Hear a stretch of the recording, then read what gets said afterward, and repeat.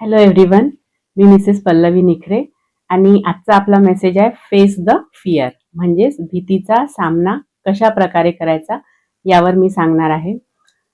पहा, आधीच्या काळामध्ये जेव्हा लोक गुहेमध्ये राहायचे तेव्हा त्यांना कशाची भीती होती की अन्न मिळेल की नाही, दुसऱ्या दिवशी आपल्याला काही खायला मिळणार की नाही, जो गटातून व्यक्ती बाहेर जातो आहे तो पुन्हा येणार की नाही, किंवा अंधाराची भीती होती कारण तेव्हा दिवे नव्हते. परंतु आता मात्र हे भीतीचं स्वरूप जे आहे ते पूर्णपणे बदललेलं आहे. प्रत्येकालाच आता कशा ना कशाची भीती असते. जसं पहा, जर कोणाला काही बिझनेस सुरू करायचा असेल तर त्याची त्याला भीती असते की आपले पैसे डुबणार तर नाही, बिझनेस चालणार की नाही.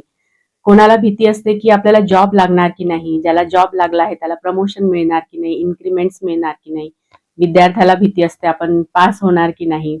इव्हन रिलेशनशिप मध्ये सुद्धा भीती असते की जर मी हे बोललं तर समोरच्याला राग तर नाही येणार, आपले संबंध खराब तर नाही होणार. आता हे भीतीचं स्वरूप पूर्णपणे आपलं बदललेलं आहे, पण प्रत्येकाच्या मनामध्ये कशा ना कशाची तरी भीती ही असते. जर समजा कोणाला भीती असते की एखादा मॉब आहे, खूप सारे लोक आहेत, बोलायचं आहे त्यांच्या समोर, परंतु भीती आहे मनामध्ये की माझं व्यवस्थित बोलणं होणार की नाही, माझं बोलणं पटेल की नाही, समोरचे हसतील का, किंवा मी विसरून तर नाही जाणार बोलताना. अशी वेगवेगळ्या प्रकारची भीती प्रत्येकाच्याच मनामध्ये असते. आता आपल्याला काय करायचं, आपल्याला या भीतीवर मात करायची आहे. तर ती कशा प्रकारे करायची, त्याच्यासाठी सगळ्यात पहिल्यांदा तर आपण लिस्ट करूया की आपल्याला नेमकी भीती वाटते कशाची आहे. ठीक आहे. आणि आता ही लिस्ट केल्यानंतर, कारण पहा, आपल्याला आता काय करायचं आहे, भीती जी आपल्या मनामध्ये आहे ना त्याला शब्द द्यायचे आहेत. ठीक आहे.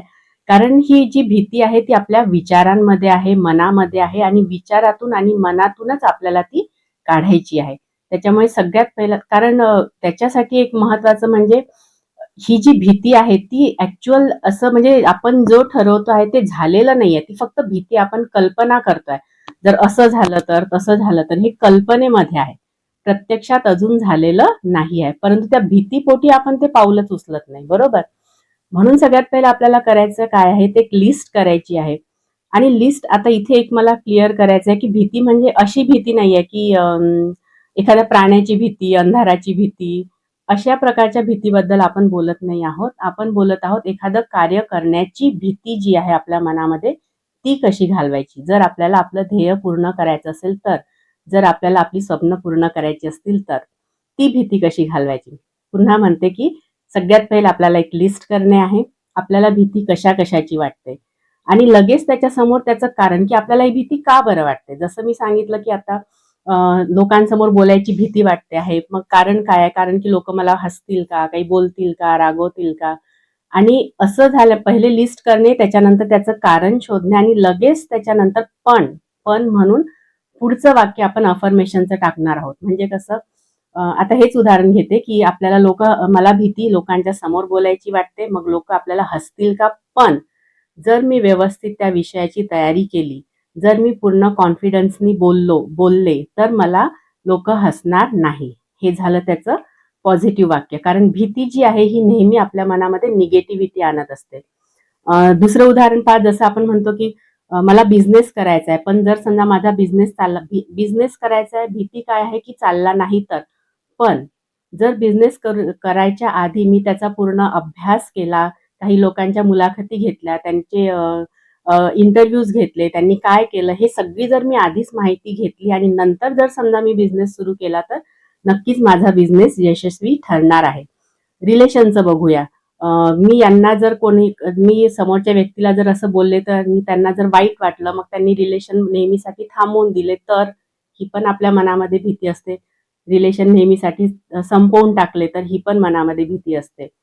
पण जर आपण असं पण पुन्हा त्याच्यासमोर पण लावायचं, पण जर माझं बोलणं योग्य असेल, मी व्यवस्थितपणे कन्व्हिन्स करू शकत असेल, तर कदाचित ते रिलेशन आणखीन चांगलं सुद्धा होऊ शकते, नाही का.